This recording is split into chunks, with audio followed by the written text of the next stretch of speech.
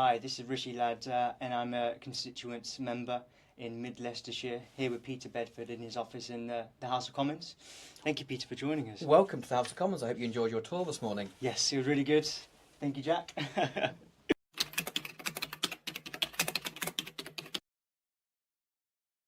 So, Peter, sort of talk me through your journey as becoming an MP. Yes, I got involved in politics when I was about 16 years old, so many years ago. I first got involved in Northamptonshire, where I'm from originally. Really passionate about getting involved in the local community and started volunteering for the local Conservative Party. I'm a Conservative MP. And started campaigning, knocking on doors, delivering leaflets, seeing what the issues were. And then went to university, finished university, and I was honoured to be elected a councillor from the age of 21. So I was one of the youngest councillors in the country, actually, in fact. So I did 4 years as a councillor, and then spent a lot of time building my career as an accountant. And then I was honoured to be elected as a Member of Parliament in July this year. Wow.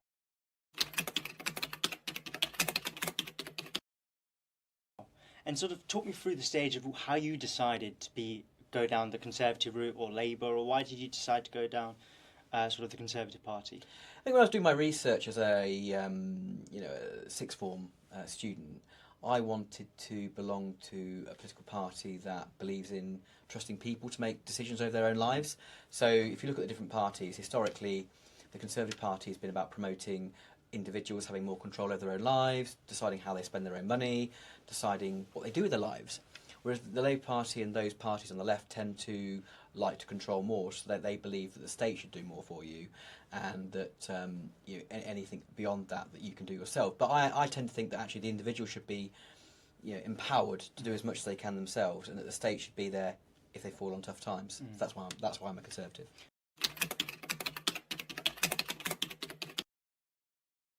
And you sort of touched on the fact that you was a councillor. What was that like as a councillor? Yeah, I was a councillor, one of the youngest in the country, and when I was a councillor, I was also a trainee accountant, so it was a very busy time for me. Did lots of campaigning, but also lots of work. I was doing a day job, 9 to 5, and then going in the evenings for evening meetings, so it was very long days, lots of hard work. Really enjoyed it. Really enjoyed my 4 years as a district councillor, but I definitely say it's hard work, and there's lots that goes on that maybe the public doesn't see.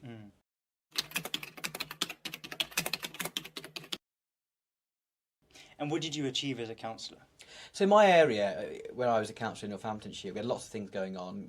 Typical stuff that councillors get involved with are planning issues, down to things that everyone uses. Everyone needs their bins collecting. Everyone needs to have community centres. Everyone likes to have stuff going on in their villages, in their towns. So a lot of community events I was involved with, also arranging voluntary groups and helping to ensure that older people or those with disabilities could get along to some of those groups and be a part of the community. So the community side of it is what I really enjoyed doing.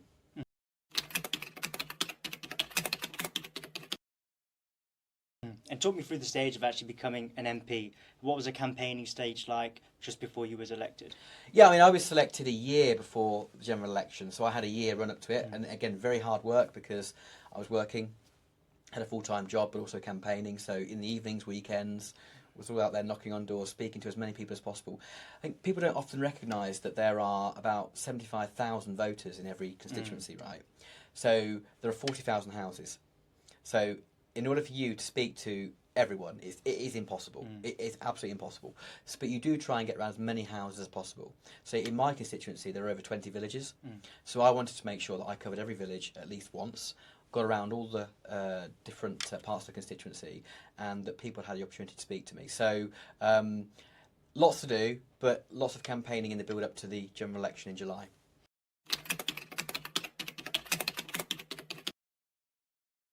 And how did you sell yourself to the constituents when you were knocking on the doors? I was because I was a local councillor. That was my kind of strength, my selling point. That I lived locally, was on the local council. I knew a lot of the local issues. So some of the candidates from other parties didn't have that local connection that I had. So I did spend a lot of my time trying to sell that point that I was a local champion for the area. Obviously, I'm a Conservative as well, but I have that strength of being the local knowledge and campaigning on the local issues that would matter to people in Markfield or Birstall or whichever the village it was.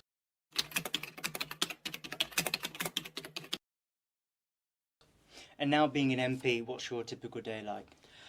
So yeah, I mean there is no typical day. I mean today's a Monday, so you come down today with your family. So we've had a tour of Parliament this afternoon. I'm going to be doing some questions in the House of Commons on education.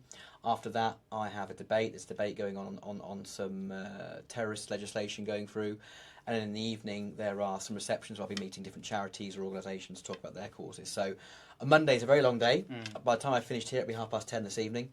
And then tomorrow we have several debates and question times. I also sit on a committee, so I do lots of committee work as well. So no 2 days are the same in Parliament. And they're very long days, but very enjoyable.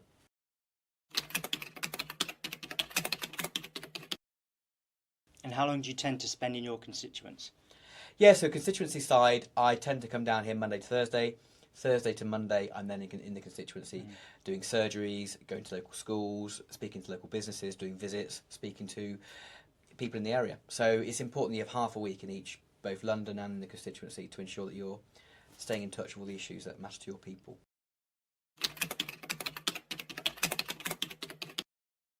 So when do you sort of get downtime then? Yeah, well, there isn't much downtime as an MP, but it's you have to manage your own diary. There are times when it's more busy than others. I think it's important to have some downtime because you'll burn out. So definitely at Christmas I'll be having a week off, at key points like Easter, I'll have some time off as well. So I think it's important that as MPs, you do work long hours, and it's important that you do have that downtime as well. We've all got smartphones, iPads, tablets. It's so easy to kind of get carried away with emails and all the rest of it. So it's important that you do switch off. So I think making sure you carve out time for yourself is important too.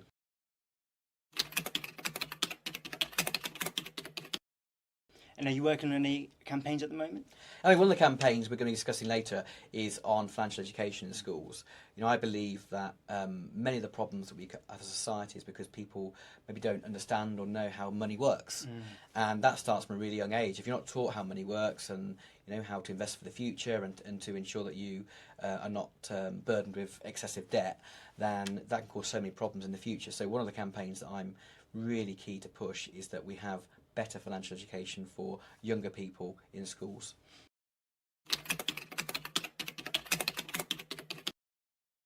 I agree. That's something that I'm passionate about as well. Why do you think there is no financial education at the moment? It feels like, anyways, when I was back at school, that we didn't really get taught much about financial education, such as saving, investing, pensions. Why do you think that is at the moment?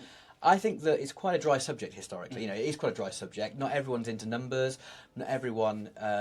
It's one of those subjects where a lot of people put it in the back of their mind because they don't like numbers. So they kind of park it to one side. So I think that's been a real challenge. I think making it interesting is a real challenge. I was speaking to some teachers last week and they were telling me that they have done some type of financial education, but they found it really difficult because getting people engaged and interested is quite difficult. When you talk about mortgages, interest rates, credit cards, people kind of glaze over and switch off. So you've got to make it interesting, accessible, and make it applicable to the real world. And that's the key to making it a success.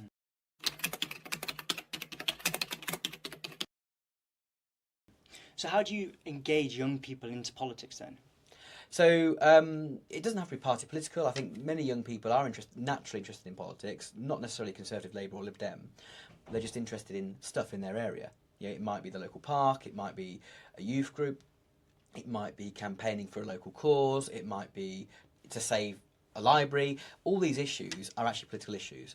So I think it's ensuring that politicians listen to the issues that younger people are talking about and engaging with them on a issues-based rather than a party political basis. I think that's a good way of ensuring that young people in particular, are more engaged in politics. I would say a lot of young people feel like they're never listened to or not heard.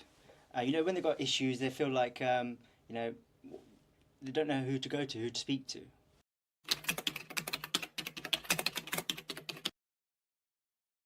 Who is the best person? Say if I've got an issue about something in my constituents, how would I go about speaking with my MP like yourself? Yeah, I mean, so a lot of the time, a great way of doing it is to actually talk to your local councillors first, because local councillors, unlike MPs, will tend to be in the constituency 24/7 because they live in the ward in Birstall or Anstey or wherever the village is, and they are part of the community there. So a great way is to drop your local councillor a email or give them a phone call, introduce yourself, ask them their views on particular issues. But if it's a more national issue, if it's about policy nationally, education, health, defence, whatever the issue is, then definitely contact the MP's office. In my case, Mid Leicestershire, you would contact my office, and I'm more than happy to talk to people about whatever issues they've got of concern.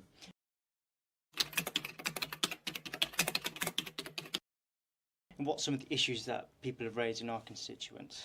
I mean, Mid Leicestershire is quite rural, so particularly since the budget, a lot of people are coming to me about the impact of the budget. So particularly national insurance, the rise in national insurance has really harmed a lot of small and medium-sized businesses who want to recruit people, but because the cost of recruiting has now gone up because they've got to pay more in NI, that's really impinging their ability to grow and be on a sustainable footing. So I'm going to go and meet some businesses on Friday, in fact, to talk to them about those challenges.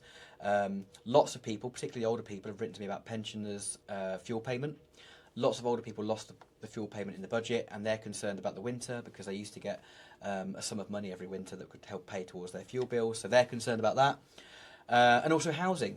Housing is a big issue. We need housing, but we've got to make sure the housing is in the right place and the right infrastructure is in place. So those are kind of 3 really topical issues that come across my mailbox week in, week out.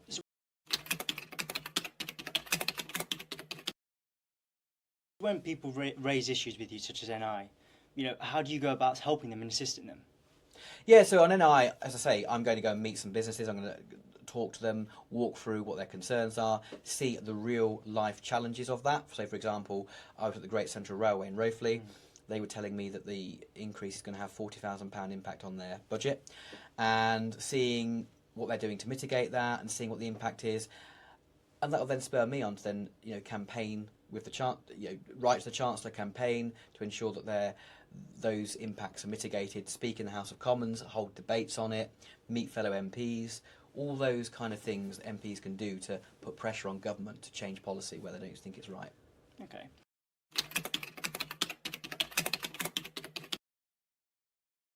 And why do you think a lot of young people don't tend to vote? Because at the moment, when I'm speaking to a lot of my peers, a lot of them are not really interested in politics, not really interested in voting, or haven't voted.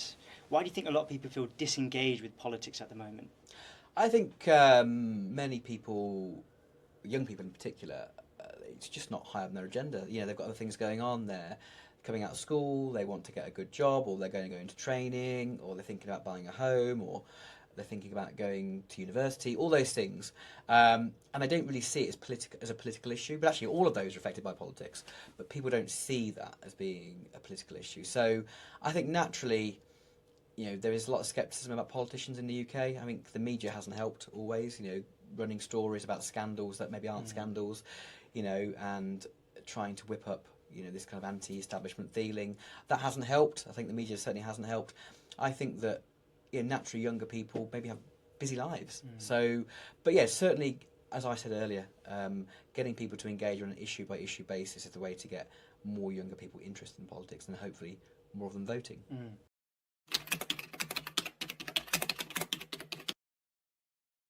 And sort of on that social media point, how do you think social media has impacted today's politics? Yeah, I mean, lots of people get their news now from social media. So go back 10, 20 years, many people would read newspapers, they would use the internet, they would read books, magazines, all those things to get their news and information. Social media comes along, Facebook, Twitter, all those different websites, and it's instant. So it definitely has had an impact. I think the real challenge for politicians is ensuring that accuracy of the stuff that's reported. It's quite easy for someone to tweet something or to put a post out there that isn't accurate, and before you know it, it's been spread around the world. So I think it's really important that politicians challenge that and make sure that stuff that is put out there is accurate and reliable.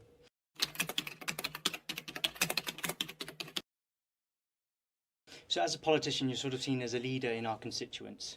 And what do you think makes a strong leader or a good leader?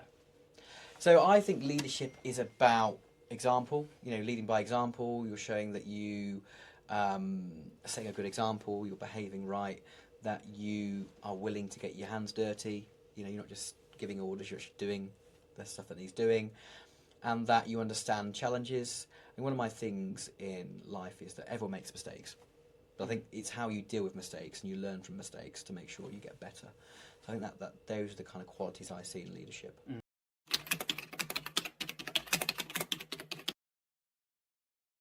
And do you think mentorship is important? Yeah, I mean, having mentors is very good. It helped, certainly early in my career, I had mentors that taught me about their experience as an accountant and their training route. So having good mentors is really, really important as well. But I think then it spreads. So if you have a mentor that's really good, when you qualify or become an expert in that field, then you can mentor someone else, and it spreads and it spreads. So I think it's a really good way of doing it. So yeah, I absolutely support that. So as a newly elected MP, do you have a mentor?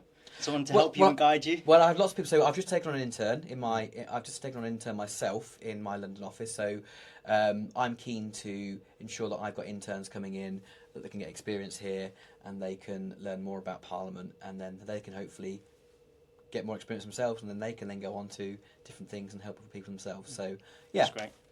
Yeah.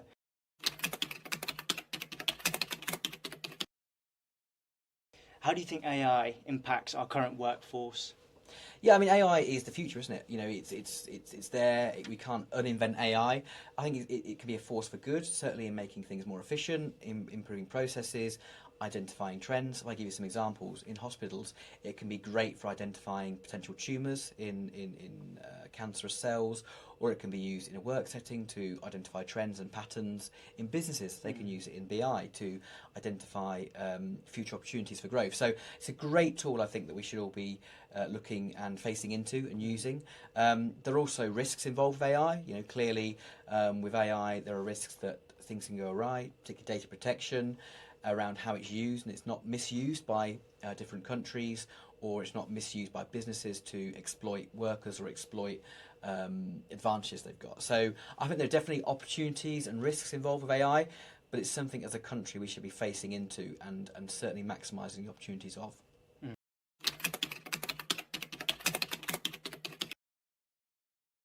So looking ahead, what is it you want to achieve as an MP? So in my constituency, I think there are a number of things that would be great to achieve, particularly around social mobility. So, I come from a single parent background, so I'm really keen that people can aspire to do better for themselves, their family, their community, and I think that is achieved through good education. So I think getting a good education, getting a good skill and a trade, getting a career, enables you to have the tools to then succeed as a person. Because if you succeed, then your family succeeds, and if your family succeeds, your community succeeds, and then actually you can do a lot better for the whole area. Yeah. And you're not reliant on the state to then look after you. So I think those are really key principles that I'm going to be pushing throughout my time as Member of Parliament.